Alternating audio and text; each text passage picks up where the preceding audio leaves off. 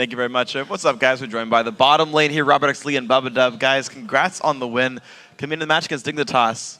You got to know you're underdogs here. What was the mindset coming in? We were thinking just play safe, play smart, don't do aggressive calls because that was our downfall in a lot of our early game. We played too ham and we died for it. And this time it's a game of inches and take what you can and try not to die. So the first thing that they kind of give you and you guys decide to take is the Kassadin pick early. A lot of teams were previously just permabanning this Kassadin. CLG kind of opened the door where they're like, okay, we're fine with playing against it. Dignitas, were you worried that Dignitas had a plan like CLG did to play against Kassadin and it was kind of a trap, or did you just jump headlong into this pick? Well, I mean, we saw Zhao against Kassadin, and Boy plays a good Kassadin, and we know Prolly does too, so we decided to give it a try. And we've been playing it some in scrims as well, so it's something we practiced, and we didn't really think that Dig would expect of us. And you didn't think that Dig was going to be able to play it themselves as the first pick? It feels like Kassadin's still got that stigma as you can first pick this champ. I think Dignitas was prioritizing the Thresh ban because I've been playing a lot of Thresh and Braum, and they wanted to take away Braum and force him on a champion that's maybe a little more uncomfortable. Okay. And that's what I read out of that. So I didn't think they would take it first pick. Wow. Okay, so speaking of the Braum pick, of course, it seems like your mustache is manlier. Of course, you guys beat him up. Tell me about Braum. So we haven't talked to a lot of supports about the champion all that much. Some have prioritized it a lot. So you picked Morgana against it. So talk to me about some of the matchups for Braum and also why he's so first pick worthy.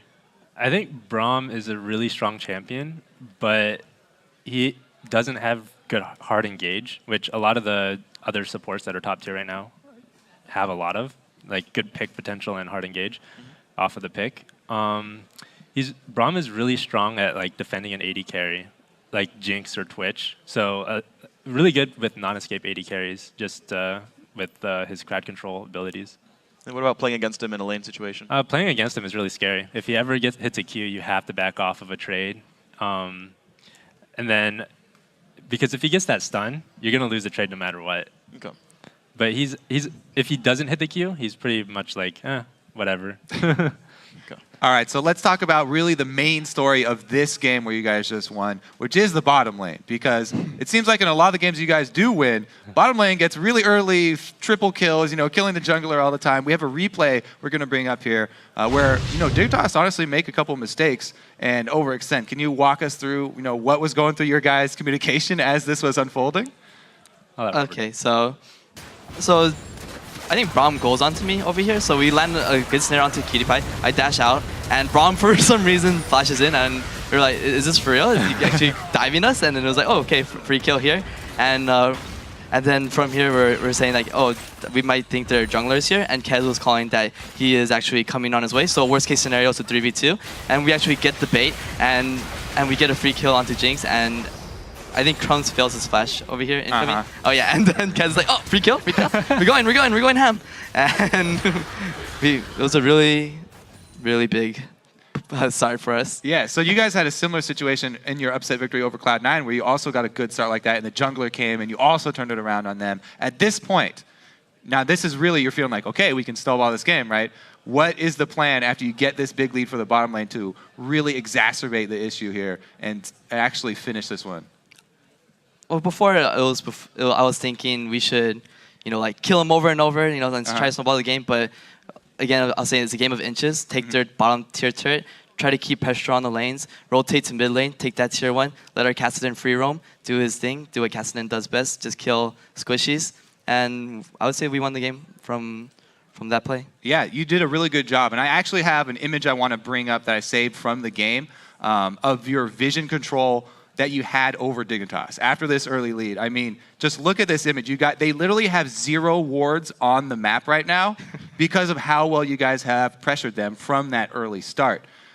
Is that something that you guys consciously are working towards with constantly invading the jungles and switching out sweepers and bringing the pink wards? Yeah, that's definitely that we talked about actually last night.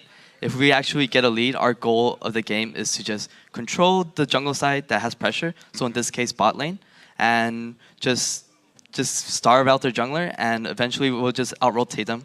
very easily with all the knowledge that we had with words. You definitely did that. Yeah, you guys played super phenomenally. I like the fact that you guys were like, our way to close the game out is to play it like a little bit slow. Just like play objectives that aren't like overtly on the maps. Like, oh, not just like rush all the dragons, but to make sure there's no way coming back in. So I like that a whole bunch. Jat in the commentary is talking about you guys being a more strategic team. That like sometimes you guys have these individual misplays that betray you guys. Is that how you read your team as well? Where it's like, if only we would stop screwing up the first 5 minutes, we'd win all our games?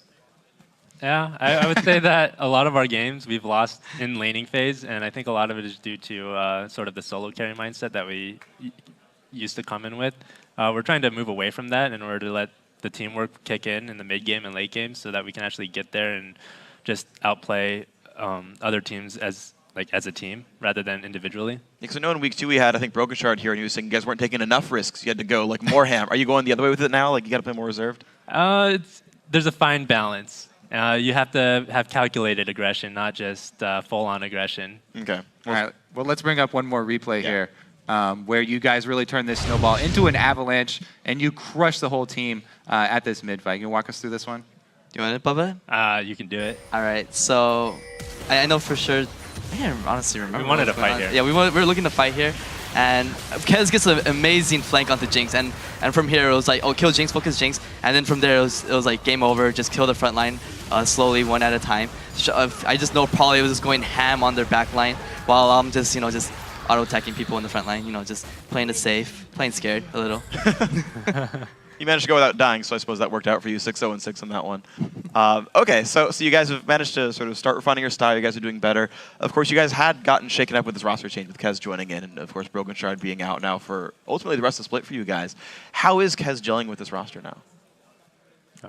I'd say he's gelling really well.